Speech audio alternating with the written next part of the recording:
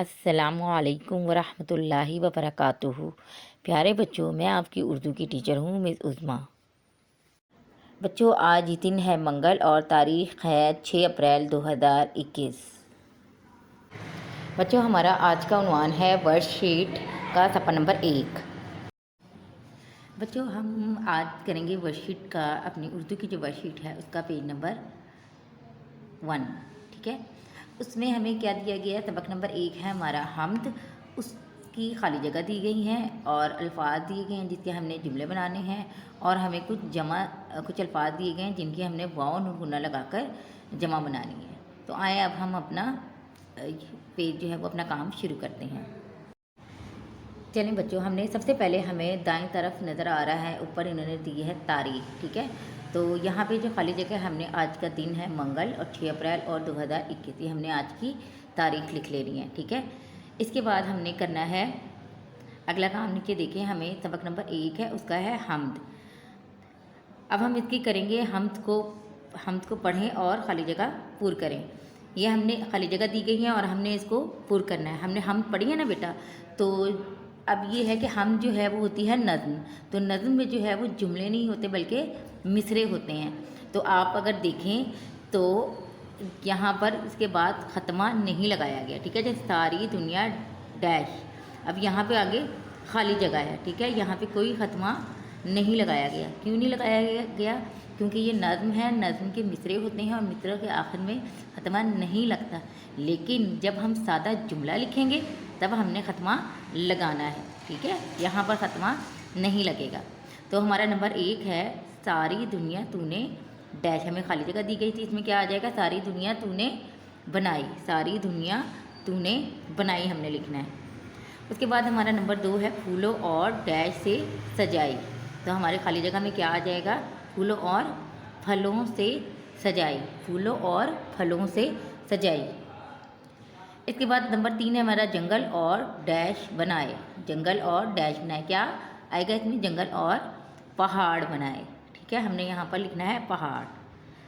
उसके बाद नंबर 4 है बागों में फल डैश लगाए, बागों में फल और क्या आएगा? फूल, बागों में फल फूल लगाए। तो ये हमारा जो है हिस्सा नंबर 1 जो है हमारा इसका मुकम्मल हो जाएगा। अच्छा बच्चों, अब हम करेंगे अगला हिस्सा। अगले हिस्से में देखें लिखा है मंदरजा झेल अल्फाज को जुमलों में इस्तेमाल करें। यह हमें अल्फाज दिए गए हैं सारे। ठीक है, और ये हमने यहाँ पर जुमले लिखने हैं। सबसे पहला लफ्ज़ है दाता। दाता, दाता का बेटा मतलब मैंने आप लोगों को बताया था और मुझे उम्मीद है हमने पढ़े थे लफ्ज़ मायने, और मुझे उम्मीद है कि आप लोगों ने इसे याद भी किया होगा। दाता का मतलब होता है देने वाला, दाता मतलब देने वाला। तो इसका जुमला हमने बनाया अल्लाह हम सबका दाता है। तो आप ये भी जुमला लिख सकते हैं। यहाँ पे बेटा मैं एक बात बता दूँ कि आप ज़रूरी नहीं है कि जो मैंने जुमले लिखे हैं आप वही जुमले लिखें। आप अपनी मर्ज़ी से कोई सा भी जुमला लिख सकते हैं, जो आपको दिल करे, जो आपको अच्छा लगे, आप वो जुमला अपनी मर्ज़ी से लिख सकते हैं। ज़रूरी नहीं है कि यही जुमले लिखें, बल्कि बेहतर ये होगा कि आप खुद से जुमले बनाकर लिखें। ठीक है, अगला लफ्ज़ है सजाई।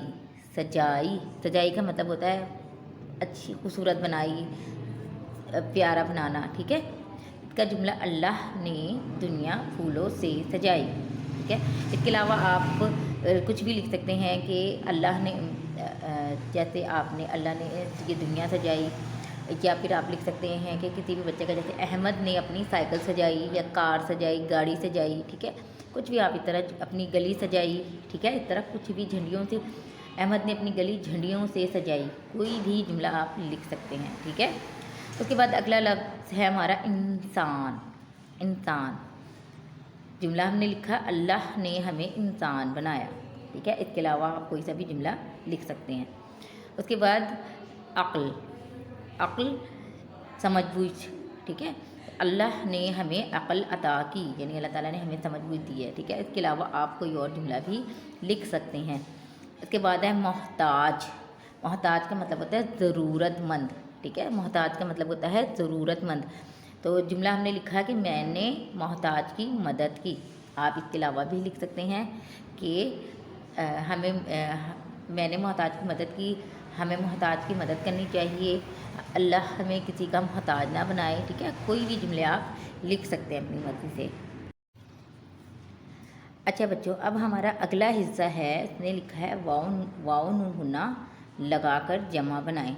यानी हमें ये वाहिद लफ्ज़ दिए गए हैं सारे और हमने इनकी जमा बनानी है। ठीक है, तो और वाहिद हमने कैसे बनानी है, हमने वाहिद लफ्ज़ के आगे वाव नून गुन्ना का इजाफा करेंगे तो हमारी वाहिद से जमा बन जाएगी।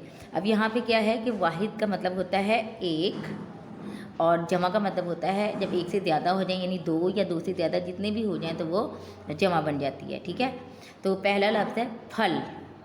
फल, तो इसके बाद हमने क्या करना है, फल लिखकर हमने इसके आगे वाव नून गुन्ना लगा देना है तो लफ्ज़ बन जाएगा फलों। यहाँ पे देखें कि आखिरी फल का जो लफ्ज़ है आखिरी हरफ है लाम। लाम शरारती हरफ नहीं है, इसलिए हमने इसमें फलों में जमा में हमने वाव नून गुन्ना आगे जोड़ दिया है, लाम के साथ वाव हमने जोड़ दिया है। जब भी हम जोड़ तोड़ करेंगे तो हमने नौ शरारती हरफ का ध्यान रखना है। नौ शरारती हरफ जो होते हैं वो पहले वाले से जुड़ जाते हैं लेकिन बाद वाले से नहीं जुड़ते। अच्छा जी, अगला लफ्ज़ है हमारा पहाड़। अब पहाड़ में देखें आप कि आखिरी हरफ है हमारा रे। अब रे जो है वो शरारती हरफ है। ठीक है, तो यहाँ पे देखें कि रे के बाद वाव जो है वो वाव नून गुन्ना वाव अलहदा लिखा गया। ठीक है, रे के साथ मिलाया नहीं गया। ठीक है, क्योंकि रे शरारती हरफ है तो इसलिए अगला हरफ हमने वाव अलहदा लिखा है। ठीक है, उसके बाद हमने हमारा अगला लफ्ज़ है काम की जमा हो जाएगी कामों। पहाड़ की जमा पहाड़ों और काम की जमा कामों। यहाँ पे मीम शरारती हरफ नहीं है इसलिए हमने वाव को जोड़ दिया। अगला लफ्ज़ है हैवान। तो हैवान में भी आखिरी हरफ नून है, नून शरारती हरफ नहीं है इसलिए इसकी जमा में हमने वाव को जोड़ा, क्या बन गया, हैवानों। हैवान की जमा हैवानों।